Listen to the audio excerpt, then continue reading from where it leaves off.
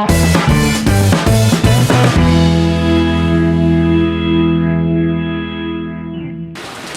students, how are you? Good.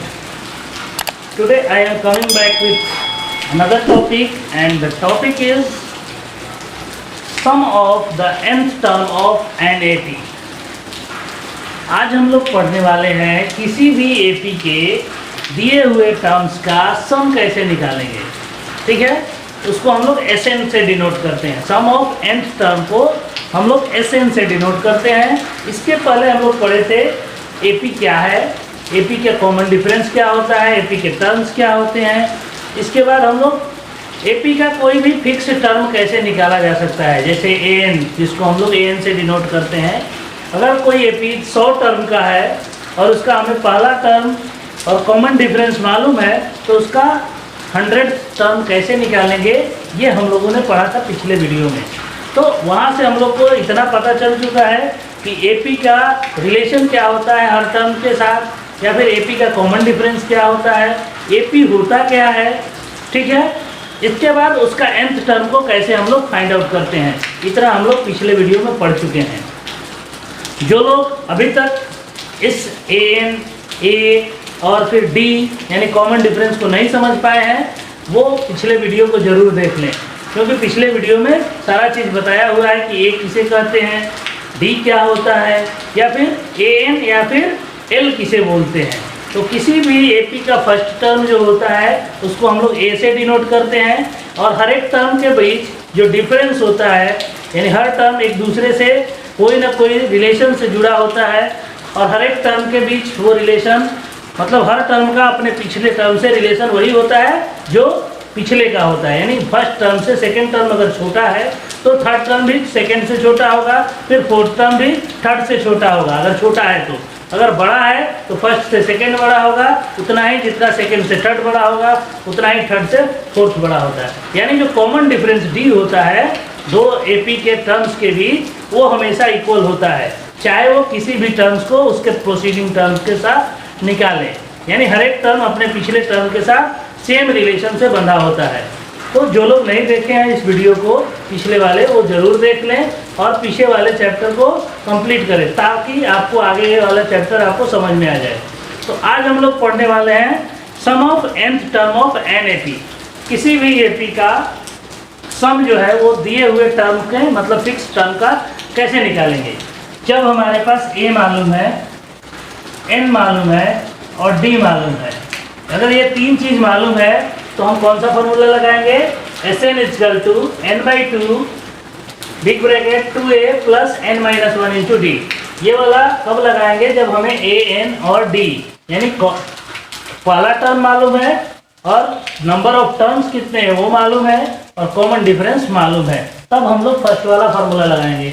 अगर हमें N मालूम है, फर्स्ट टर्म मालूम है और लास्ट टर्म मालूम है, यानी तीन ही चीज़ मालूम है, N कितने हैं, फर्स्ट टर्म क्या है और लास्ट टर्म क्या है, तो वहाँ पे हम n/2 A + AN वाला फार्मूला लगाएंगे। AN को ही L बोला जाता है, इसलिए A + L या फिर A + AN दोनों सेम चीज़ है। ठीक है, यानी फर्स्ट टर्म और लास्ट टर्म मालूम हो तो आप उसका डायरेक्ट निकाल सकते हैं, SN = n/2 A + L। ये तीन फार्मूला है जो कि सम ऑफ n टर्म के लिए आपको याद कर लेना है। इसी तीन फार्मूला से सारे मैथ को बनाने हैं, यानी 5.3 के जितने भी मैथ्स हैं वो इन्हीं तीन फार्मूला से चलेंगे, यानी इन्हीं तीन फार्मूला से वो कंप्लीट होंगे, बनाए जाएंगे। तो इन तीन फार्मूला को आप हमेशा के लिए याद कर लीजिए, और AP का A क्या होता है, D क्या होता है, या फिर AN किसे बोलते हैं, L किसे बोलते हैं, इसको जानने के लिए पीछे वाला वीडियो जरूर देखिए। ठीक है, तो let's start the new chapter, and the chapter is 5.3। In this chapter, we will find out the sum of nth term of an AP. In this chapter, you have given some information. According to that information, you could find out the nth term, sum of nth term of an AP. ठीक है, इसमें जो जो information दिया हुआ है वहाँ से आपको पता करना है कि क्या क्या हमें मालूम है, हमें क्या क्या चाहिए nth टर्म को निकालने के लिए। यानी किसी भी AP के nth टर्म के सम को निकालने के लिए जो जो चाहिए वो उस मतलब सीरीज से हम लोग निकाल लेंगे और फिर उसका Sn का फॉर्मूला जो फिट होगा तीनों में से उसको लगाकर हम लोग उसके वैल्यू को निकालेंगे। फर्स्ट क्वेश्चन है find the sum of following AP, यानी यहाँ पे कोई एपी दिया हुआ है उसके सम को निकालना है। ठीक है, फर्स्ट क्वेश्चन है ए का, एपी का सीरीज है 2 7 10 dot dot to 10th term, यानी इसमें क्या क्या हमें मालूम है। फर्स्ट टर्म जो होता है वो ए होता है 2। डी निकालने के लिए हम लोग क्या करते हैं, A2 में से A1 को घटा देते हैं, यानी सेकेंड टर्म में से फर्स्ट टर्म को घटा देंगे। 7 माइनस 2 यानी 5 हो गया, और n दिया हुआ है 10। अब हमें निकालना है S10। जब इतना चीज दिया हुआ है तो हम लोग क्या कर सकते हैं, लिख सकते हैं we know that Sn equal to n/2। अब यहाँ पे a, d और n मालूम है तो फर्स्ट वाला फॉर्मूला लगाएंगे 2a plus n-1 into D. ये वाला फॉर्मूला में हमें n भी मालूम है, a भी मालूम है और d भी मालूम है। अब Sn की जगह पे कौन सा टर्म, कितने टर्म है 10, तो S10 हम निकाल रहे हैं। यहाँ हो जाएगा 10/2, जहाँ जहाँ n है वहाँ 10, जहाँ जहाँ a है वहाँ a का वैल्यू 2 प्लस 10-1 और d का वैल्यू क्या है 5। अब इसको हम लोग सॉल्व करेंगे। 2 से 10 5 बार में जाएगा तो 5 मल्टीप्लाई 2 2 जा 4 प्लस 10-1 9 इंटू 5, यानी 5 इंटू 4 प्लस 45, यानी 5 इंटू 49। अब 49 को 5 से मल्टीप्लाई कर दीजिए, ये हो जाएगा 9 5 तो जा 45, 4 5 या 20 और 4 24, यानी 245 इस 10 टर्म का सम होगा। अब हमें यहाँ पे देखिए दिया हुआ है AP 2 7 12, सॉरी ये 12 है, ठीक है। तो 2 7 12 का कहाँ तक निकालना है सम, तो 10 टर्म यानी 10 टर्म तक निकालना है। तो किसी भी एपी का फर्स्ट टर्म ए होता है, हमने लिख लिया। डी के लिए हम लोग सेकेंड टर्म में से फर्स्ट को घटाएं या फिर थर्ड में से सेकेंड को घटाएं, बात बराबर होगा। 12 में से 7 घटाइए उतना ही आएगा जितना 7 में से 2 घटाएंगे। तो डी हमारा 5 आ गया। एन दिया हुआ है 10 तक निकालना है तो हम लोग S10 का फॉर्मूला लगा देंगे। Sn equal to n/2 2a n-1 into D.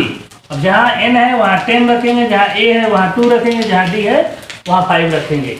और इस सारे वैल्यू को रखने के बाद जब सॉल्व करेंगे तो S10 का वैल्यू आएगा 245, ठीक है। इसी तरह से सेकेंड भी है,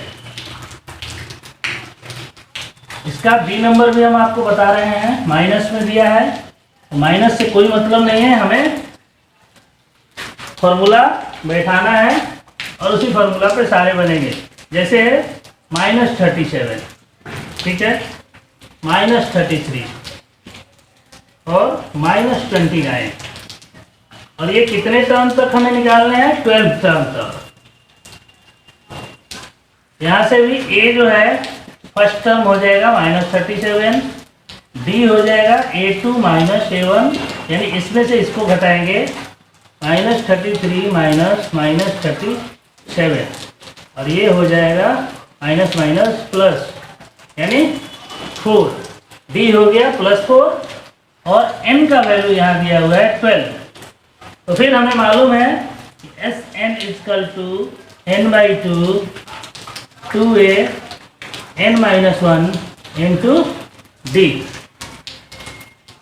n के जगह पे 12 है, 12/2 2 इंटू a की जगह पे है -37 प्लस n के जगह पे 12 - 1 इंटू 4, d का वैल्यू 4 आया है।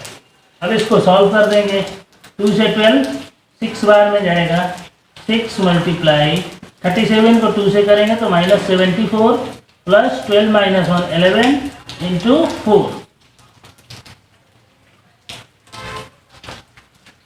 6 मल्टीप्लाई ये हो गया -74 और प्लस 11 4 जा 44। 6 मल्टीप्लाई इसको इससे ऐड करेंगे तो ये माइनस वाला बड़ा है तो साइन हमारा माइनस करेगा और 74 में से 40 सब्ट्रैक्ट करेंगे यानी -30। अब इन दोनों को मल्टीप्लाई कीजिएगा तो -180। ये होगा 12th टर्म का सम, यानी दिए हुए एपी के 12th टर्म का सम जो होगा वो -180 होगा। और इसको बनाने के लिए हमें यहाँ से इंफॉर्मेशन क्या मिलता है कि ए यानी first term of AP -37, D common difference equal to +4 and number of term equal to 12।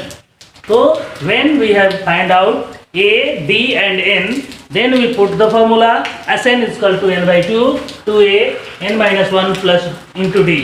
और इस फॉर्मूला के अकॉर्डिंग टू सॉल्व करेंगे तो 12th टर्म का -180 हो जाएगा।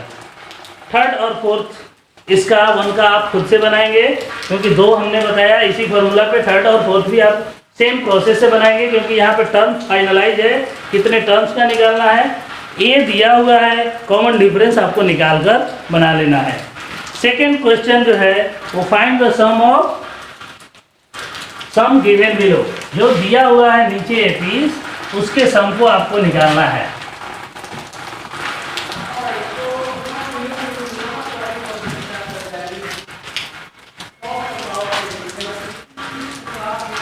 सेकेंड क्वेश्चन है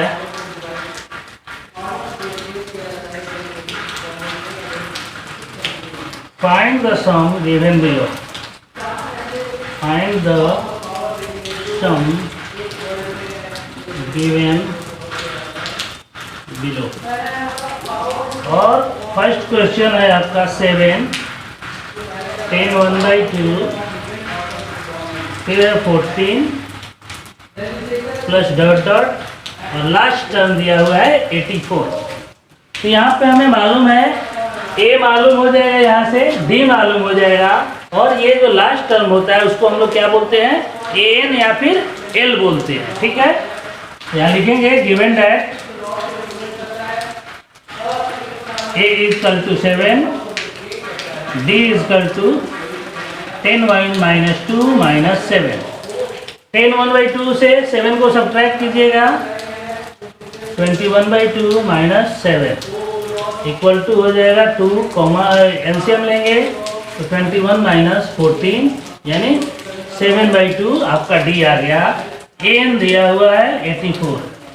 अब हम एन से पहले हमें एन चाहिए क्योंकि एसएन निकालने के लिए, सम ऑफ एन टर्म निकालने के लिए हमें एन मालूम होना बहुत ज़रूरी है। यानी नंबर ऑफ टर्म्स कितने हैं इस एपी में उसको मालूम करना हमें ज़रूरी है। और हमारे पास ए मालूम है, डी मालूम है और ए एन मालूम है।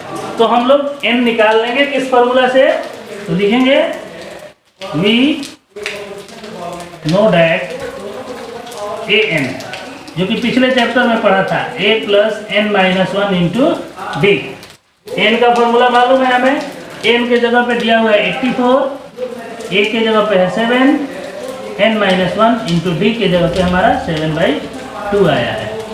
अब ये 84 7 जो प्लस में इधर है ये माइनस में आ जाएगा इधर,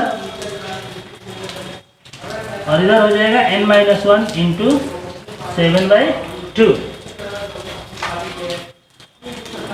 अब यहाँ से 84 में से 7 सब्ट्रैक्ट कीजिएगा, 84 - 7 तो हो जाएगा 77 equal to n-1 into D यानी 7/2।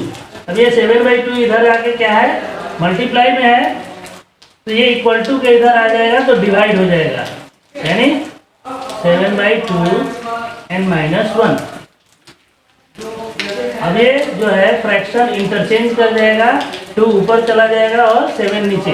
अगर डिवाइड में फ्रैक्शन है तो जब उसको चेंज करेंगे तो उसका डिनोमिनेटर ऊपर चला जाएगा और न्यूमरेटर नीचे रह जाएगा n-1। 7 से कट गया 11 बार में यानी 22 equal to n-1, n equal to 22 + 1 यानी n इक्वल टू 23 आ गया। अब हमें n मालूम हो चुका है कि इसके नंबर ऑफ टर्म्स कितने हैं, तो फिर हम Sn वाला फॉर्मूला लगाएंगे। ठीक है, n मालूम हो गया, a मालूम हो गया और d मालूम हो गया। ठीक है, हमें नंबर ऑफ टर्म्स मालूम हो गए और हमें ए मालूम है और लास्ट टर्म एन मालूम है। तो एस एन का फॉर्मूला जो होता है वो ये वाला लगाएंगे, n/2 a plus A N. 3 formula हम बताए थे, उस तीनों में से दूसरा वाला फार्मूला। अब S23 हमें निकालना है, ये 23/2 हो जाएगा n/2 और a के जगह पे 7 और n के जगह पे 84, लास्ट टर्म और फर्स्ट टर्म। 23/2 मल्टीप्लाई इन दोनों को जोड़ देंगे तो 91। अब ये 91 से 23 को मल्टीप्लाई कर लीजिए,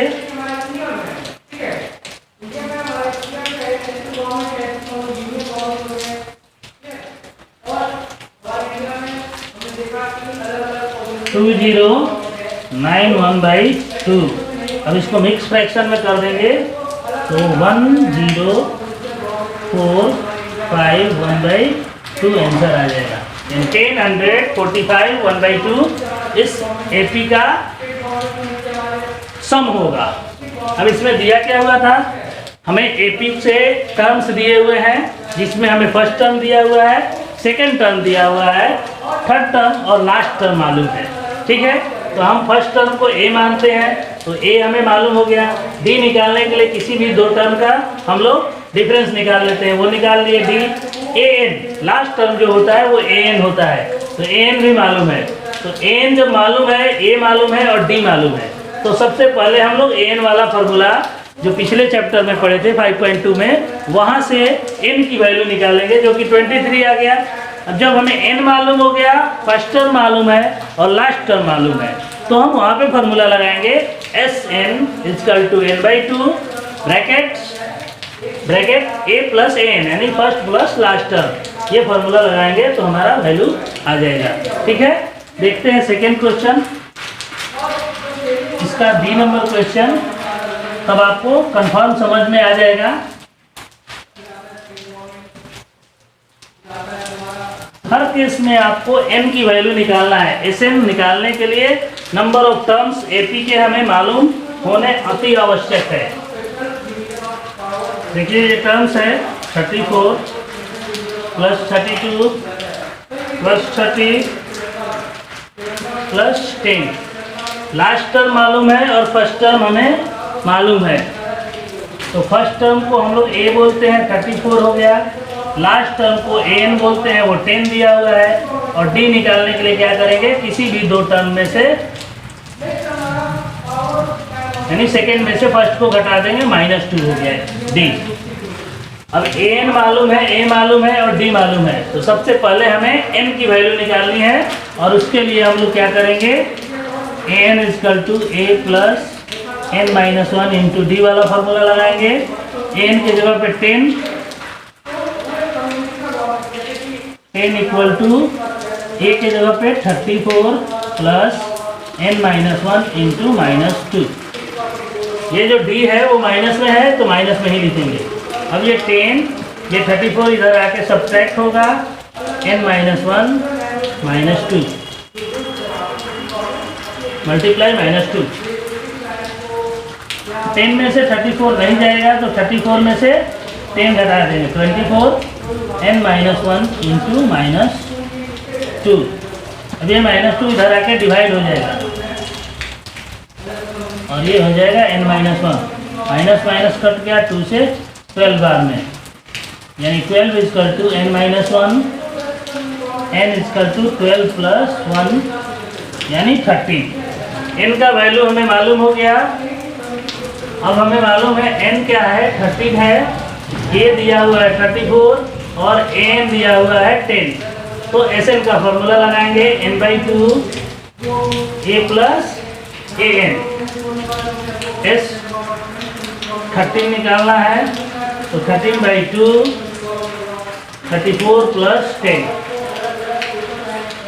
13/2 इंटू 44, 2 से 44 22 बार में कट जाएगा। अब 22 को 13 से सब मल्टीप्लाई कर दीजिए, 286 आपका आंसर आ जाएगा। ठीक है, तो इस तरह से दिए हुए एपी में से हम लोग पहले number of terms, how many terms the AP exist, उसको हमें फाइंड आउट करना है। जितने भी टर्म्स होंगे उस टर्म्स को पहले निकाल लेंगे। इसके बाद जब टर्म्स हमें मालूम है तो ए और डी तो यहाँ मालूम ही है, तो नंबर ऑफ टर्म्स मालूम है, ए मालूम है और एन मालूम है। तो जो दूसरा फार्मूला है Sn = n/2 a + n, जहाँ भी फर्स्ट टर्म और लास्ट टर्म हो वहाँ पे यही फार्मूला आपको निकालना है और इसी फार्मूला से इजी होगा बनाना।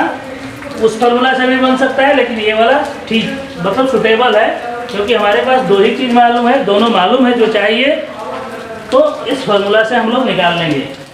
थर्ड क्वेश्चन, इसका एक बचा है वो खुद से आप बनाएंगे। दो हमने बताया, एक आपको बनाना है।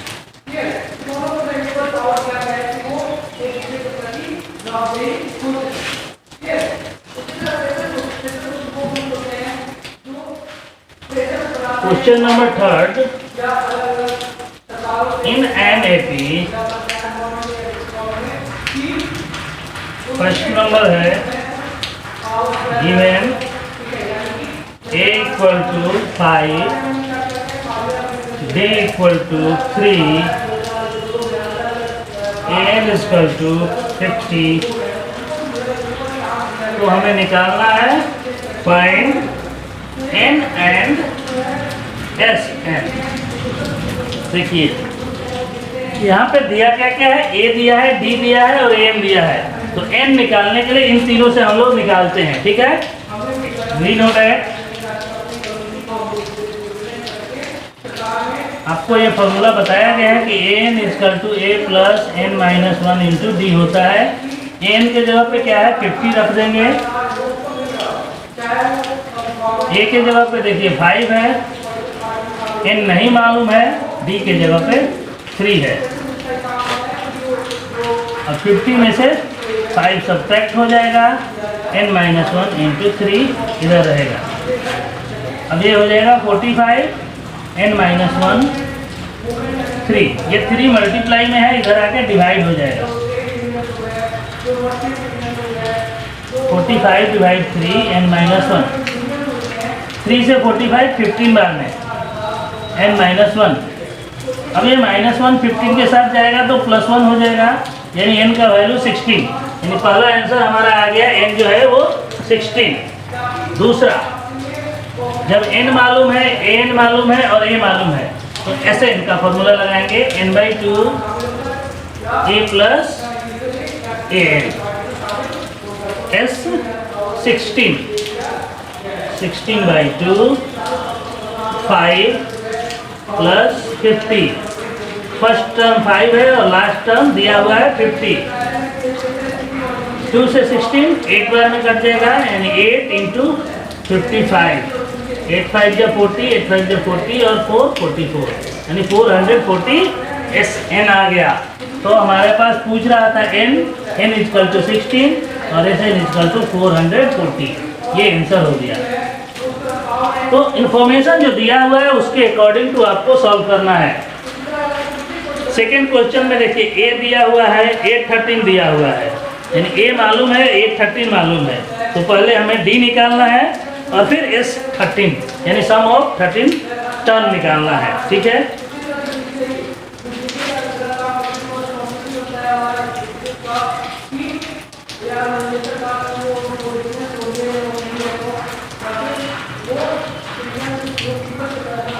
सेकेंड क्वेश्चन में देखिए 8 = 7, A13 = दिया हुआ है 35, तो फाइंड D एंड S13, यानी सम ऑफ 13 टर्म निकालना है और कॉमन डिफरेंस निकालना है। A13 = 35, A13 का फॉर्मूला होता है a + 12d = 35। a मालूम है हमें 7 + 12d = 35। 12d = 35 - 7, ये 7 उधर जाकर सब्ट्रैक्ट हो जाएगा।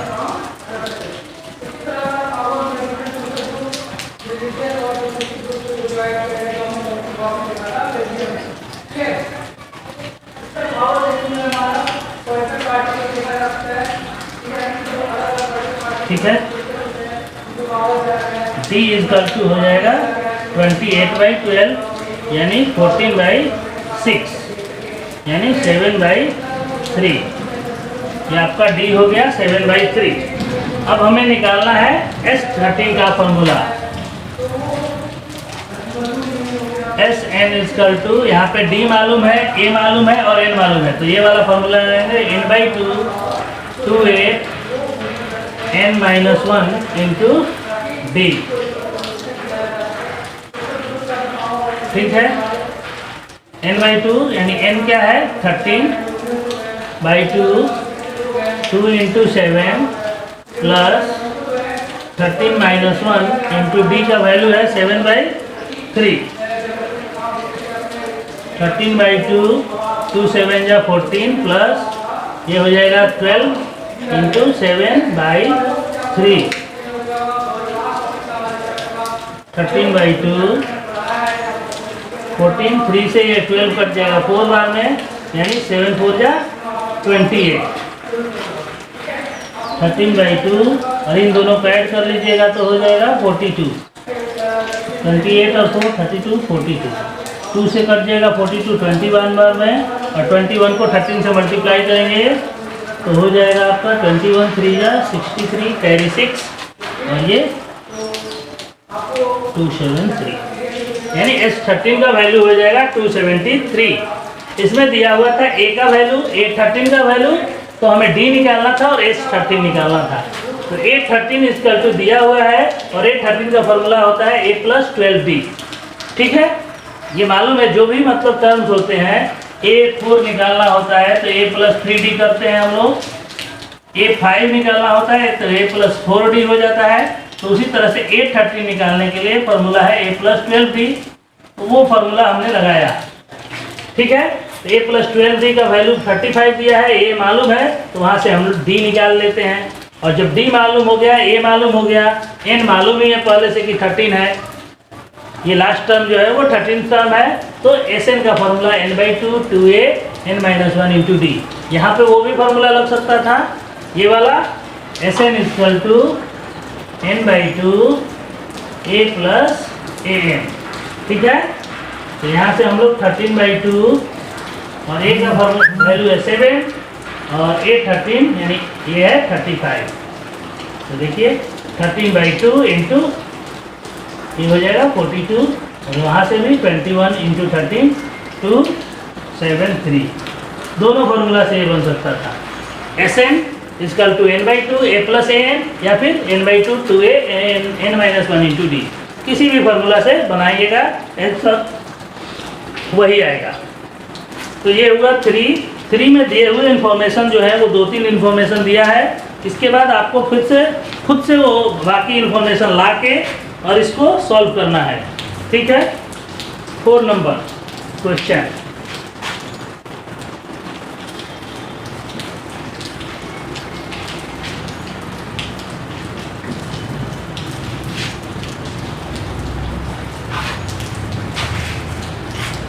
How many terms of the AP 9, 17, 25 must be taken to give the sum of 36? यानी n का वैल्यू निकालना है कब? AP दिया हुआ है 9, 17, 25 और फिर दिया हुआ है Sn इजकल टू 636। हमें मालूम है Sn, फिर A मालूम है और D निकल सकता है। यहाँ पे लिखेंगे here A equal to 9, D equal to A2 - A1 यानी 17 - 9 8 हो गया। D मालूम है, A मालूम है। ठीक है, हमें निकालना है Sn भी मालूम है, N निकालना है। तो लिखेंगे we know that Sn equal to n/2 2a n-1 into D। Sn के जगह पे 636 दिया हुआ है। ठीक है, n के जगह पे कुछ नहीं है, n/2 छोड़ देंगे। 2a, a के जगह पे 9 है, फिर n-1 नहीं मालूम है b के जगह पे 8 है। अब ये 2 इधर आके 636 के साथ मल्टीप्लाई हो जाएगा। n 18, 2 9 जा 18 प्लस n माइनस 1 इंटू 8, ये हो जाएगा 6 2 जा 12, 3 2 जा 6 और 7, 6 2 जा 12, 1272 n 18 प्लस 8n माइनस 8, 8 से n को करेंगे 8n, 8 से माइनस 1 को करेंगे माइनस 8। अब ये n जो है बाहर रहेगा, 18 में से 8 जाएगा 10 प्लस 8n। अब n से इसको मल्टीप्लाई कर देंगे, 10n और 8n स्क्वायर इक्वल टू 1272। अब इस 1272 को उधर ले जाएंगे तो 8n square plus 10n minus 1272 equal to 0। ये हो गया एक क्वाड्रेटिक इक्वेशन। यहाँ से हम लोग इसके मिडिल टर्म को स्प्लिट करेंगे, ठीक है।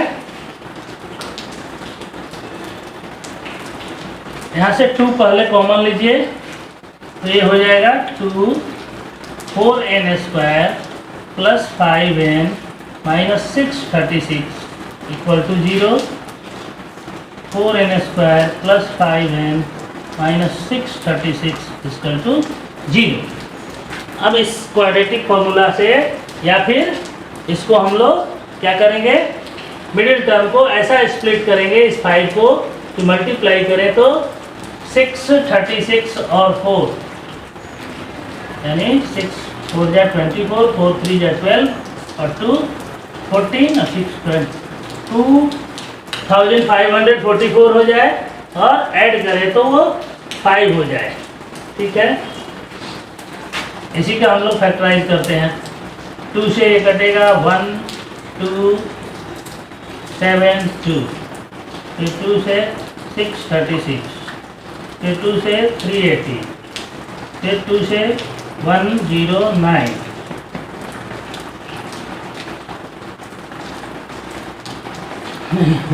नहीं सॉरी 159, 3 से 3 5 जा 15 और 3 3 जा 9, 53 हो गया। अब ये हो गया 2 2 जा 4, 4 2 जा 8, 8 2 जा 16, 63 जा 48।